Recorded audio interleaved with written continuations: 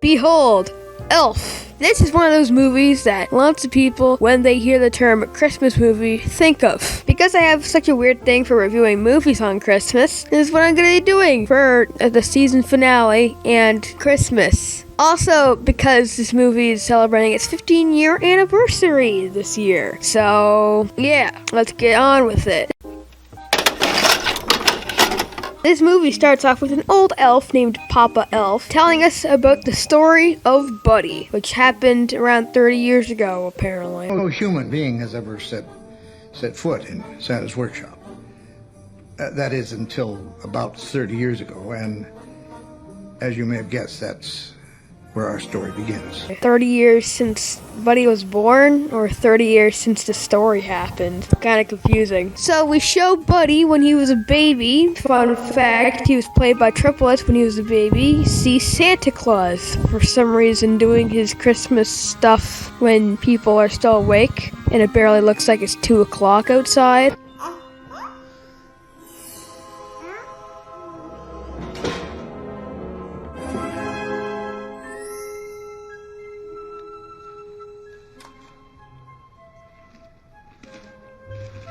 I have no idea how Buddy was A, able to lower his cage thing, and B, see the teddy bear from here, but who cares? Apparently this was the final stop in Santa's journey because he didn't notice the baby that crawled inside of his bag. Like, if you were to go anywhere else and take something out of his bag, you would probably notice Buddy. And then we go into a growing up montage of Buddy growing up. Apparently this has been the only non-elf to be in Santa's workshop, aside from gnomes and trolls. Anyway, he was raised as an elf and treated like an elf, even though he grows up faster than an elf. Okay, so it takes 30 years for Will Ferrell to grow up, but it takes 30 years for an elf to go to the age of 10. This is weird. Anyway, montage over. After this, we get to see Papa Elf showing Buddy Santa's sleigh.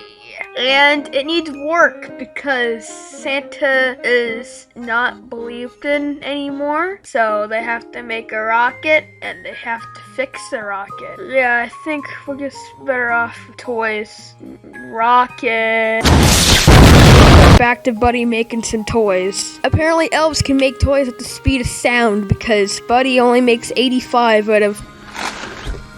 Puts you 915 off the pace. Jesus. Okay then. Apparently you're supposed to make them that fast. Well, in the wide shots of them making toys, it doesn't really seem like they're going that fast. Also, cotton-headed ninny muggins. I'm a cotton-headed ninny muggins.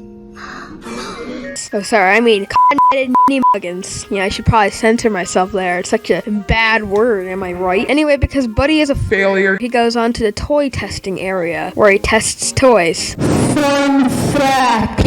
Did you know that this last Jack-in-the-Box was programmed to surprise Buddy, aka Will Ferrell, because he didn't know that it was gonna pop like that, so this is his genuine reaction. So one of the elves talks to another elf about how Buddy is a human and then gives Buddy an existential crisis and falls on an elf. Although it does explain lots of things in his life, like how he showers and how he sleeps, which is strange. Anyway, after crushing that little elf, he goes outside to the sound stage and goes to his house where he sits on the toilet and takes a crap. You just need some alone time in the toilet. Yeah, Papa, I need some alone time. I need to empty out my feelings through my ass! Anyway, his father tells him about his father. Well, we have some forced perspective here. And then he goes to talk to it about Santa, where Santa gives out some hilarious jokes. And if you see a sign that says Peep Show, that doesn't mean that they're letting you look at presents before Christmas. Peep Show. What an appropriate joke for a G-rated movie, huh? Also, his father's on the naughty list. No!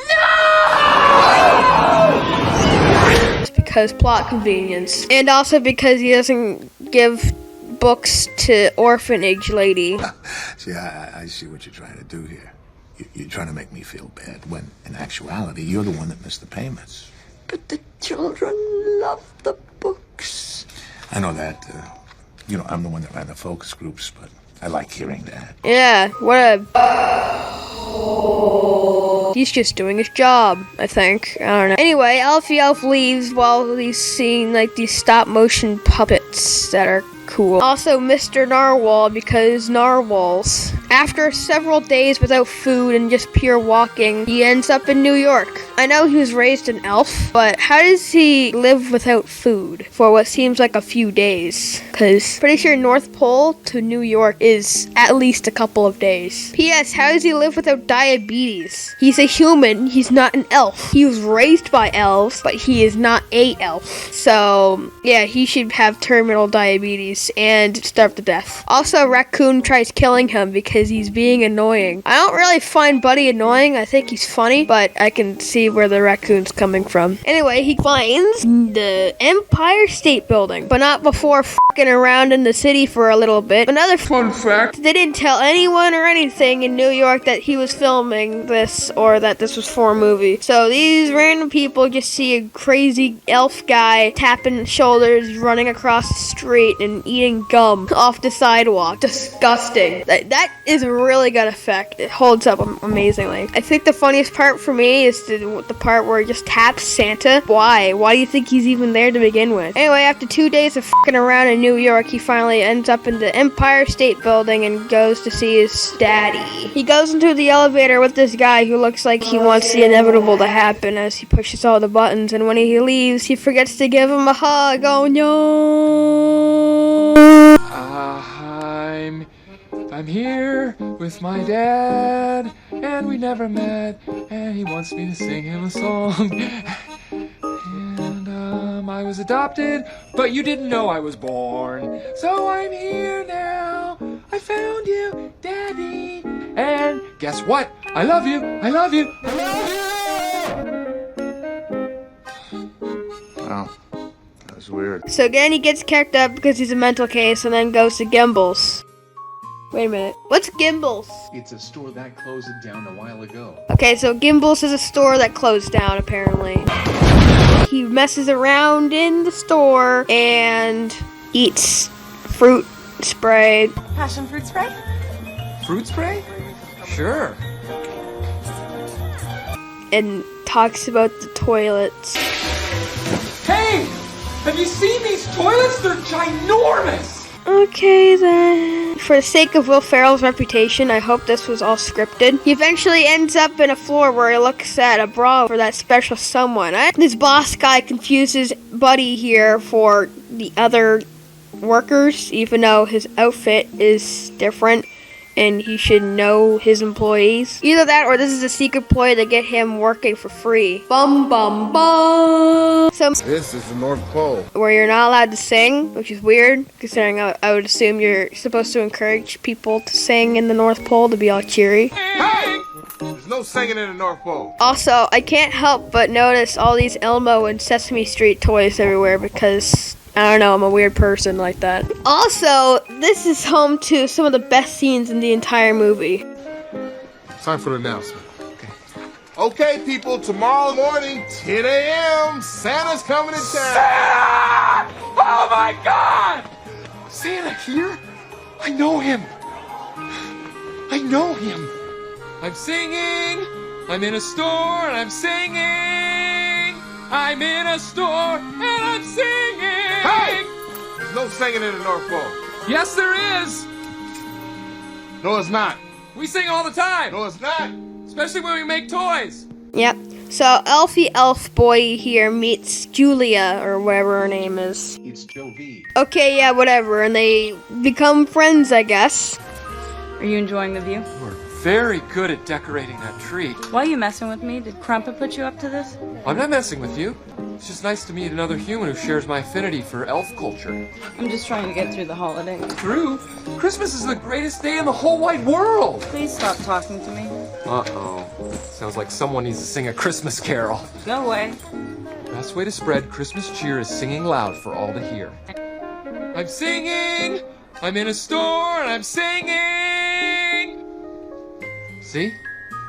Attention all Gimbal shoppers, please make your final purchases. We'll be closing in 10 minutes. It's time for me to go home. But Santa's coming, there's so much to do. I'll see you tomorrow. Buddy. Joey.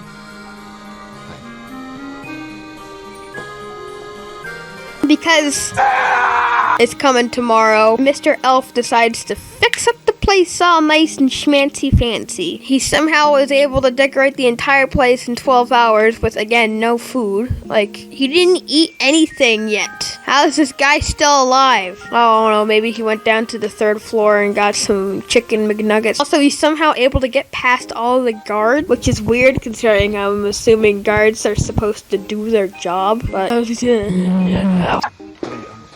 gonna eat in the bedroom, okay? So after this, he turns on the light and then realizes that Jody's in the shower. Okay, there's several things wrong with this scene. I have several reasons why this makes no sense whatsoever.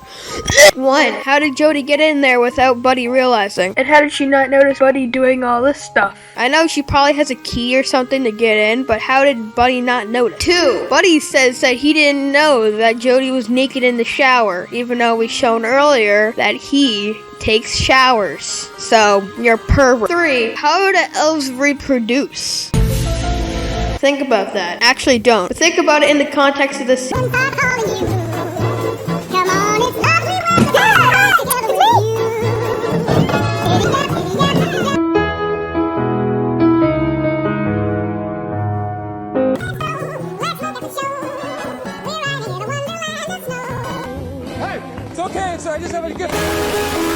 So Mr. Boss Guy here says that this place looks weird and Corporal must have sent in a professional, which is apparently out for his job. Corporate must have sent in a professional. I don't know why somebody's gunning for my job, but look, let's remain a team. I don't get why Buddy doesn't tell him that he's being weird or why they would try to take this guy's job. Code word is Santa's got a brand new bag, okay?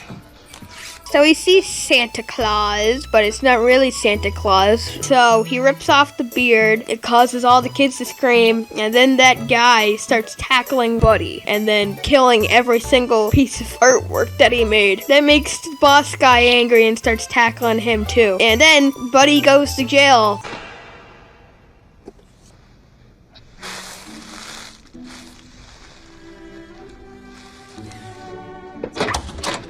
What's that? Intercom. Yeah. Mr. Hobbs, the police are on line 1. Police.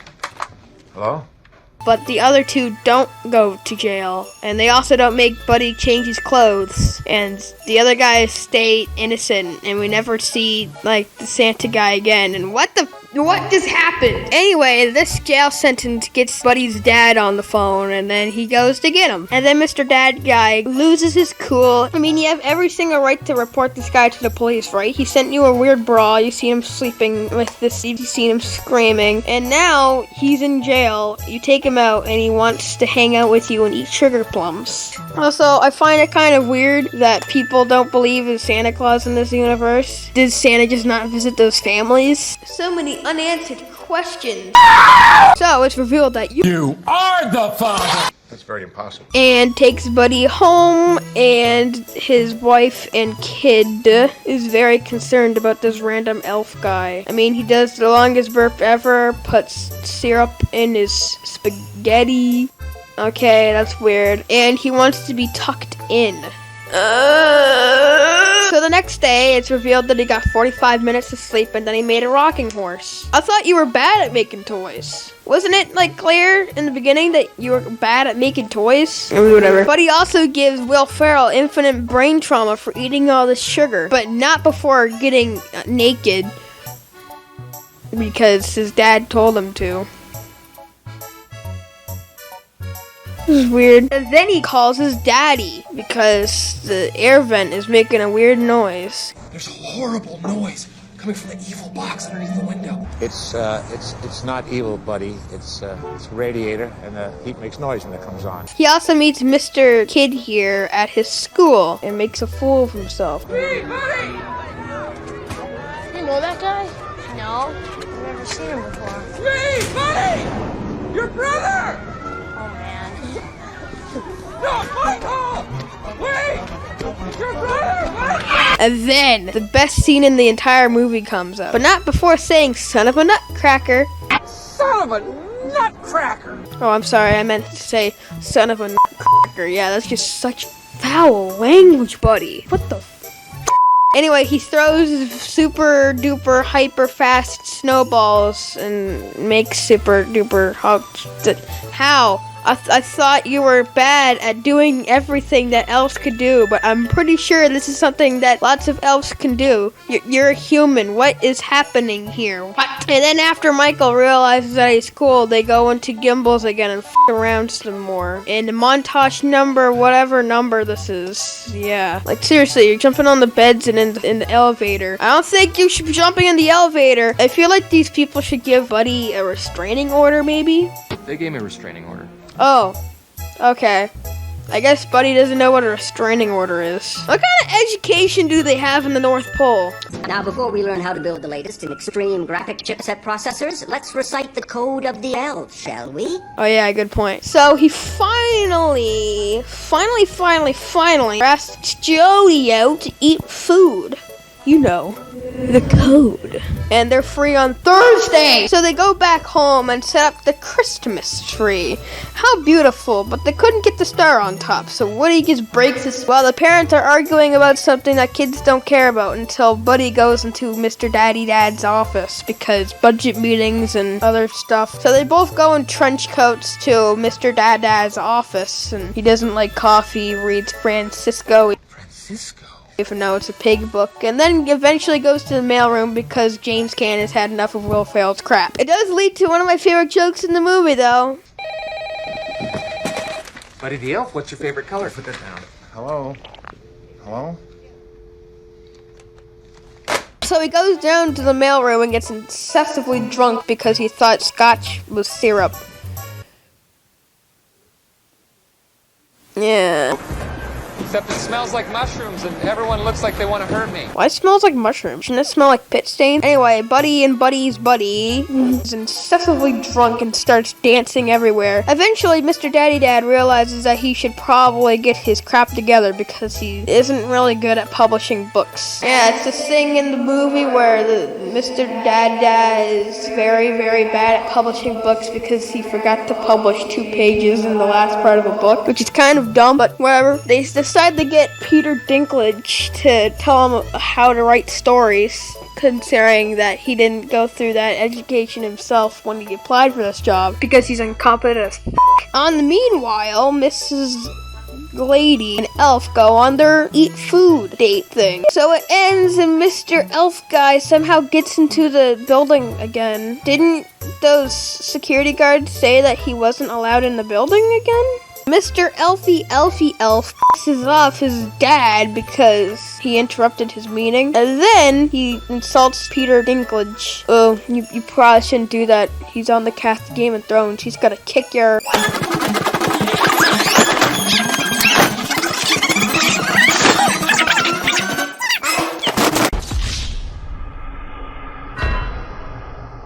Oh yeah, that's what happens. I forgot.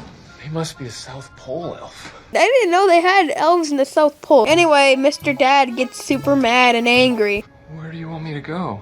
I don't care where you go. I don't care that you're an elf. I don't care that you're nuts. I don't care that you're my son. Get out of my life, now!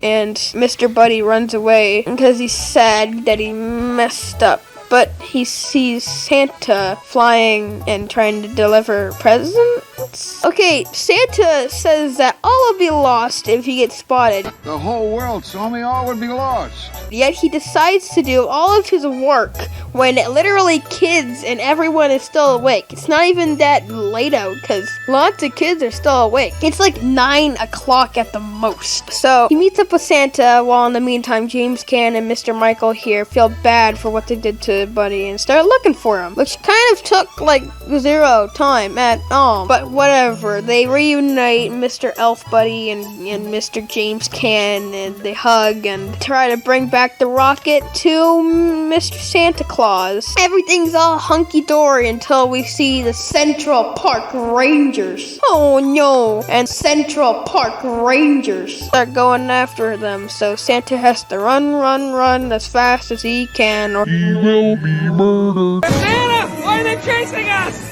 I put them on the naughty list and they never forgave me. Apparently these guys know that Santa put them on the naughty list, which is kind of confusing. Like, how would they know? Did they receive coal? This kind of goes back to the whole do the adults believe in Santa bit. So, anyway, we got a chase scene while Buddy tries fixing up the thingy and Michael steals his good list to say to all of TV. So they all start singing Christmas carols to say that they believe, and Santa flies away, yet he's missing his clothes and his rocket. Also, you just said that all would be lost if people notice you, yet a whole bunch of people notice you. Whatever, the movie's over. There's no point in arguing it anymore. They have a new business. They talk about a fictional story called Elf, and Mr. Snowman from earlier in the movie, who I didn't even talk about because he doesn't really serve any purpose to the movie, closes the book. Yeah, this is an interesting movie. It's super funny and stuff, and yeah. I think you've seen throughout my entirety of this movie review that this movie has lots of things that don't exactly make sense, but it's so dang charming, so dang funny, so dang well shot. Lots of really good effects that still seem to hold up well because they decided to take the timeless route of effects. And there are lots of jokes that I didn't get as a kid that I get now, and there's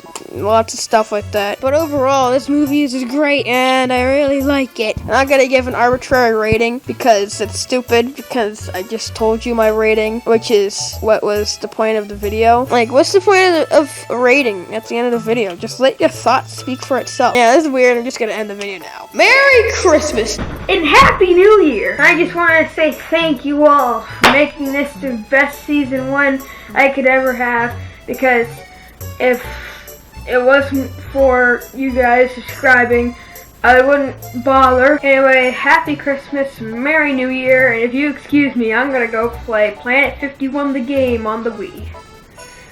Merry Christmas!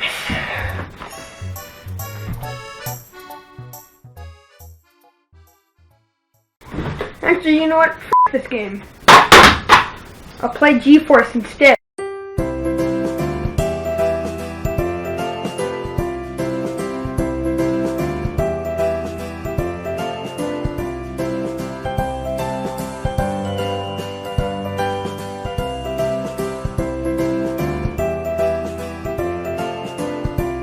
It's amazing.